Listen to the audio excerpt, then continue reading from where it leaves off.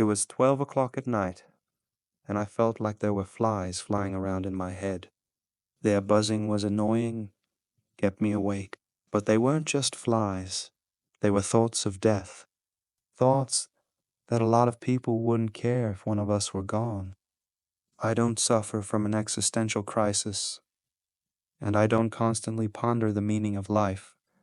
But for some reason, this particular thought lodged itself in my head and didn't want to come out.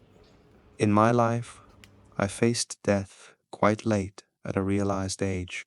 I don't want to go into details, but by that time, I already understood what attachment is, the feeling of loss, especially irreplaceable loss. It can change a person dramatically. We live a carefree life, but at any moment, it can give us an unpleasant surprise. Those who have experienced the grief of loss have a better understanding of life. When we experience the loss of a loved one, we realize what it means to be lonely. Everyone understands with their minds that everyone dies. Everyone can rationally appreciate the transience of life and the inevitable entropy of the universe. But truly realizing death and experiencing loss provides an understanding that no games, movies, or books can provide. Many philosophers have explored the ideas of grief and death and considered them among the most important in life. But that's not really what it's about. Each of us is self-centered. We think about our own problems. We put our own opinion above others. And yet we care about the very opinion on which our lives largely depend. To be honest, I'm not a very good person.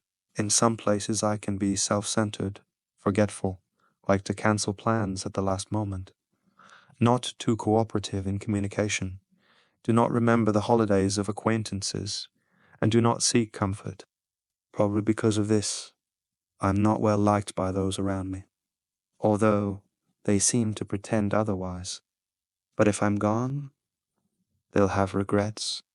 They'll find something to remember.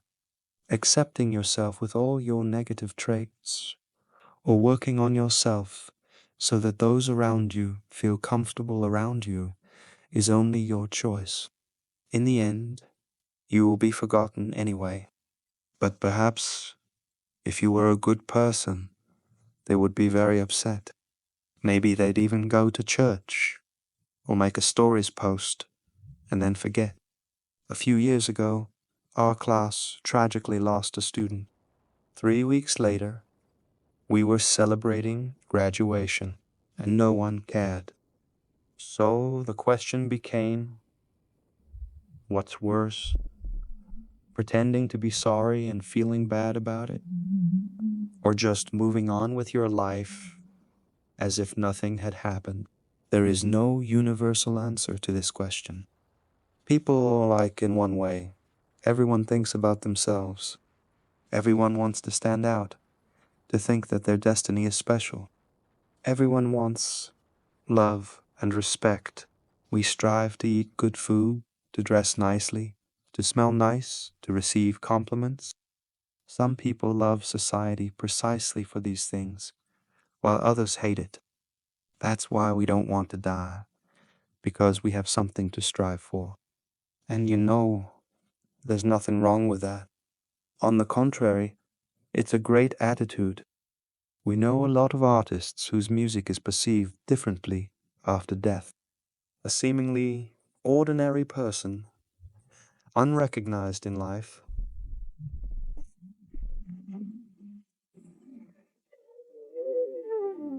this is an interesting effect that has always been observed. Artists, philosophers, poets, and filmmakers of different eras have all encountered the same thing. Perhaps someone you now consider mediocre will become a public favorite after death. Are you happy now? Or are you sad? Maybe you have no one to talk to when you are having bad thoughts. You must realize that you should never cut your life short. The phenomenon of death, as strange as it may sound, gives an incentive to live.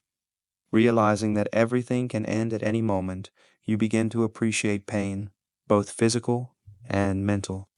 You appreciate the opportunity to watch progress, or you realize your inferiority and see a way to overcome it.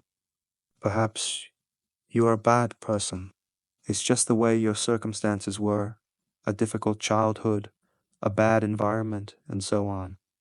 But trying to change yourself 180 degrees by sticking good qualities on yourself like dried PVA glue is a bad idea. People don't change on their own. They are changed by factors, actions, and events, and how they react to them. The conclusion is obvious. All reflections about death have no meaning. All the sayings of philosophers are just words that keep you awake. Having come to the realization that in the end I will simply die, that I may be gone at any moment, I decided that I just want to live, to lose and win, to fall in love and be angry, to respect and appreciate respect, to earn enough to please myself and my family. The philosophy of life is simple and understandable to everyone, but boring to pseudo-Machiavellians and achievers who don't know what they want themselves. I don't want to know what business I should choose. I don't care about advice on how to live my life properly. After all, everyone will question their choices before they die, questioning what they have dedicated their lives to. I wouldn't want to know in advance how to survive the loss of a loved one. I remember my father telling me one night that my 73-year-old grandmother was gone. I knew she was ill, and I understood the inevitability of her passing. So I just accepted that fact and went to bed. A year later, the same thing happened, but to a different grandmother. Only this time it was sudden. I had seen her the day before.